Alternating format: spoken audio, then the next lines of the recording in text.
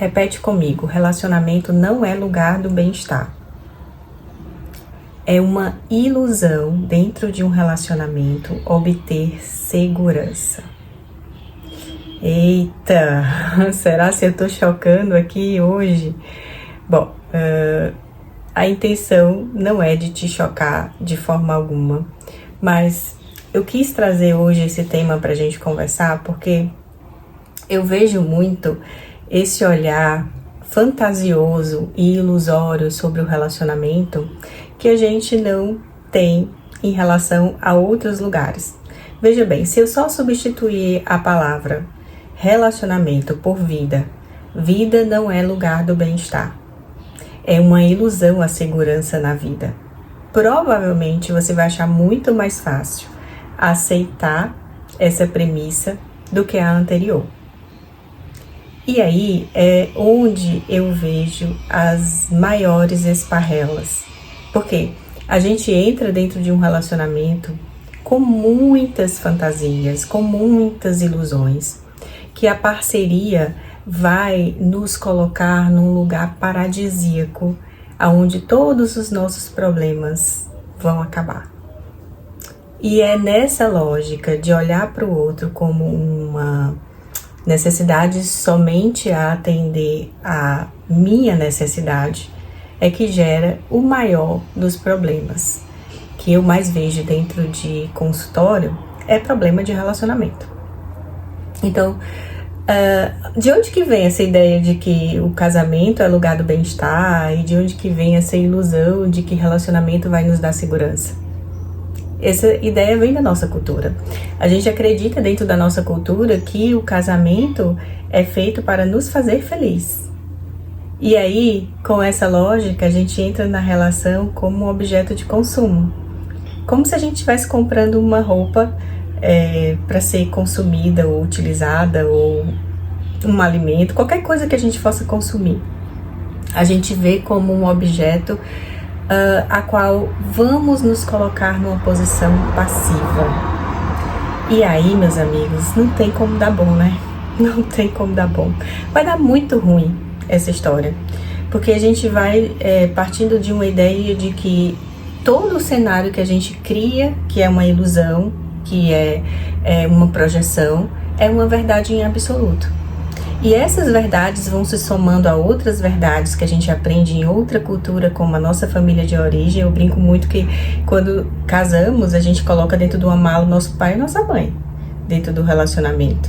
E leva o parceiro ou a parceira também, faz a mesma coisa, bota o pai e a mãe na mala e junto vão viver esse relacionamento. Então, todas essas falácias muito generalistas, muito unilaterais, a gente vai carregando no relacionamento e vai levando, sem perceber que se trata de uma falácia, sem perceber que se trata de o que eu chamo de projeto Éden, né? Que é o projeto paradisíaco do relacionamento romântico. Tá, e aí você pode até me dizer, não, Camila, eu já sei disso, eu já sei, eu tenho consciência, mas não pega pra capar. Dentro do dia a dia da relação, é assim que você faz? Você tem essa consciência mesmo? Ou você, sem querer, inconscientemente, você tá ali usando todos aqueles recursos que você aprendeu dentro da cultura? Se você é como eu, acessa redes sociais, deve estar acostumada ou acostumado a ver pessoas falando sobre relacionamentos a partir de um lugar muito imperativo e muito generalista. E eu brinco que somos muito esponjados. E se somos assim, sem querer, nós vamos sendo influenciados por esses ditames culturais. Então tá muito em alta agora, eu fiz até um vídeo recente sobre isso, a ideia da mulher que adora ser vista como objeto de consumo. Quase como se ela fosse aquela, sabe, né? Aquela profissãozinha de trabalho. Pois bem, e nessa visão, essa mulher é extremamente passiva, ela espera, né, um homem viril, provedor, que vai dar tudo para ela, e que ela não tem que ter muito trabalho, afinal, né, ela merece. Então, é essa visão que a gente vai consumindo através da cultura, através do que a gente aprende na família, de que casamento não é lugar do mal-estar. Não é lugar para haver crescimento. E eu brinco muito, só tem duas opções, né? Você tá na sua jaula de solteiro ou você tá na sua jaula de casado, né? Ou vivendo um relacionamento. Não tem o lugar de não ser uma jaula. Em alguma medida a gente se aprisiona sim nesses lugares e a gente se reconhece sim nesses lugares. A gente cresce sim nesses lugares. Enquanto estivermos vivos, precisamos melhorar. Só que a maioria das pessoas acredita que encontrar um relacionamento é um trabalho e que depois que aquilo ali é conquistado, acabou o trabalho. E aí se busca similaridades, vividas muito mais dentro da sua própria cabeça e da sua fantasia, que eu chamo de novela mental, do que na própria realidade. Então, se você se casa com a intenção de achar que esse vai ser o lugar paradisíaco e que você vai ser muito feliz, você no primeiro ano já entra na desgraçolândia, como eu brinco, porque não é lugar do bem-estar. Relacionamento é lugar de amadurecimento. Não existe não amadurecer enquanto estivermos vivos. Por isso que eu fiz essa metáfora comparando o relacionamento com a própria vida. É muito mais fácil a gente acessar que a vida não tem bem-estar, de que a vida também tem mal-estar. Mas é difícil a gente fazer essa mesma comparação em relação ao relacionamento.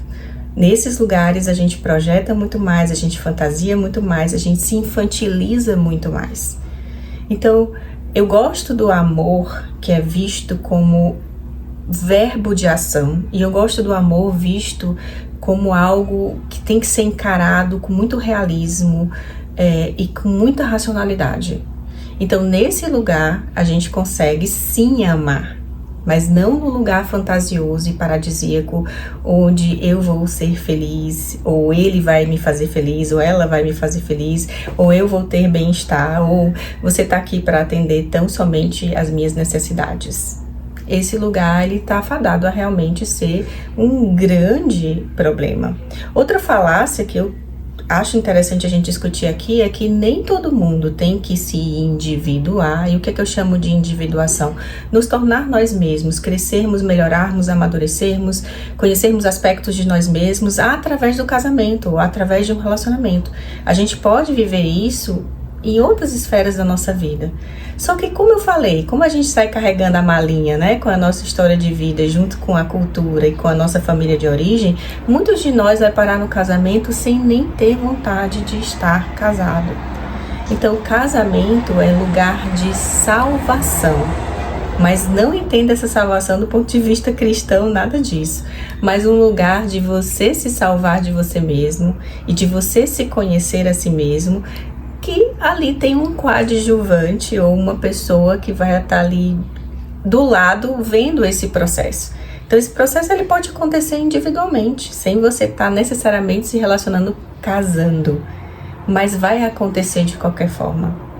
Então a grande ilusão é essa ilusão, de achar que aquela pessoa que está ali do teu lado, ela vai te suprir completamente, ela vai te causar um grande bem-estar, que você vai ser muito feliz ou ela vai te fazer muito feliz. Isso é uma grande fantasia.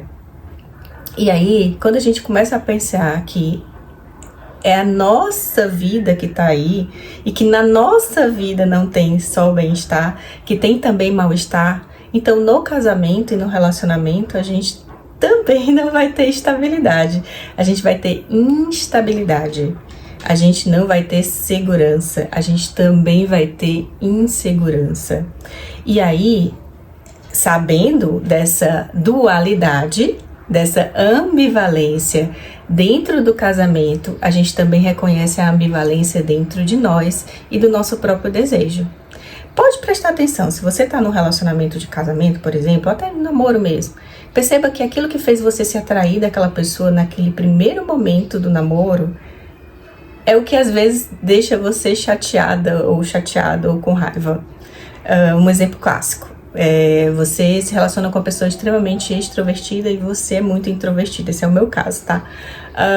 Você se atrai por essa flexibilidade da pessoa, essa facilidade de fazer amizades, um certo estilo mais liberal de conversar com pessoas, mas no dia a dia, se você geralmente é uma pessoa mais voltada para si mesmo, você vai ter muita dificuldade de driblar o que antes parecia ser o grande desejo dessa relação, que você encontrasse ali aquilo que falta em você no outro, entende?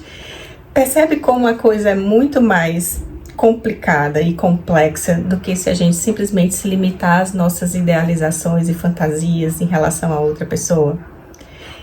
Relacionamento, na verdade, deveria vir com esse entendimento de que tem a ver com algo que a gente precisa estar labutando, trabalhando, melhorando.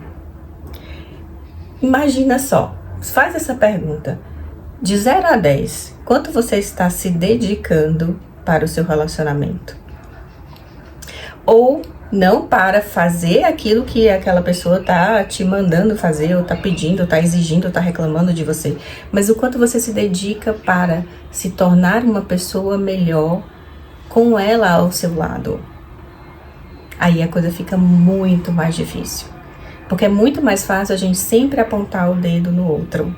Ah, mas é porque ele não está fazendo o combinado, ou ela não está fazendo o combinado que era para ser feito lá no início, do que ele prometeu ou ela prometeu me oferecer. Mas na verdade não é isso. Cada um de nós está num processo de crescimento, de amadurecimento, e que algo que é importante pra gente exige esse entendimento visceral e racional que eu tô falando, e ao mesmo tempo um trabalho, uma labuta, um labor, né? E olha só, trabalho também é meio que quase que um instrumento de tortura, né? Eu não gosto muito mais de dizer que, ame o que você faça e você não vai ter que trabalhar um dia sequer. Não existe isso. A gente pode amar o que a gente faz e mesmo assim a gente vai ter que trabalhar. E no relacionamento é a mesma coisa. Você pode amar o seu parceiro, a sua parceira, mas vai ter coisas dentro desse relacionamento que não vão ser tragáveis para ti. Vai ter situações em que você vai ter essa ambivalência em relação a essa pessoa. Isso não quer dizer que você não vai gostar mais dessa pessoa. Quer dizer que você precisa estar atento ou atenta dessa multiplicidade que é a relação, essa complexidade que é a relação. Então eu queria trazer hoje essa conversa pra gente, porque eu percebo muito, pelo menos o que eu vejo nas redes sociais, de muita ilusão, muita fantasia, né? E às vezes a gente entra nessas ilusões culturais e fantasias culturais e a gente entra no relacionamento, casamento, por exemplo, e sofre muito. Então, não quer dizer que na relação você não consiga evoluir para o bem-estar. O relacionamento, ele tem sim bem-estar, mas ele não é só bem-estar. Assim como a gente também não vai adquirir a completa segurança, né, dentro de uma relação. Agora, se a gente consegue ter esse olhar que eu te falei, mais apurado, mais racional sobre o amor, provavelmente a gente tem muito mais chance de ser bem sucedido nessa área do que mal sucedido. E quando eu falo isso, eu não falo de quanto tempo vai durar essa relação, porque as relações duram o tempo que elas precisam durar hoje na nossa cultura, mas principalmente desse entendimento de que nada vem de graça e de que essas ilusões, elas não estão a serviço do amor, elas estão a serviço de um sofrimento muito significativo. Então vamos deixar as idealizações para as fantasias mais infantis, vamos entender, essa pessoa é isso aqui que eu tô vendo. Isso aqui eu posso flexibilizar, eu dou conta de alguma maneira, eu vou ter o trabalho para trazer as minhas emoções para essa pessoa, dizer como eu me sinto para essa pessoa, flexibilizar de alguma maneira, dizer como eu gostaria que fosse, mesmo aceitando que talvez não seria possível haver uma mudança. Então o que eu tô querendo dizer é que pra gente viver um relacionamento a dois, a gente precisa ter esse lugar de que é dual, de que ao mesmo tempo que tem bem-estar, tem mal-estar. Ao mesmo tempo que tem felicidade, tem infelicidade. Ao mesmo tempo que tem um entendimento de um estilo de vida, tem uma aceitação também de um estilo de vida.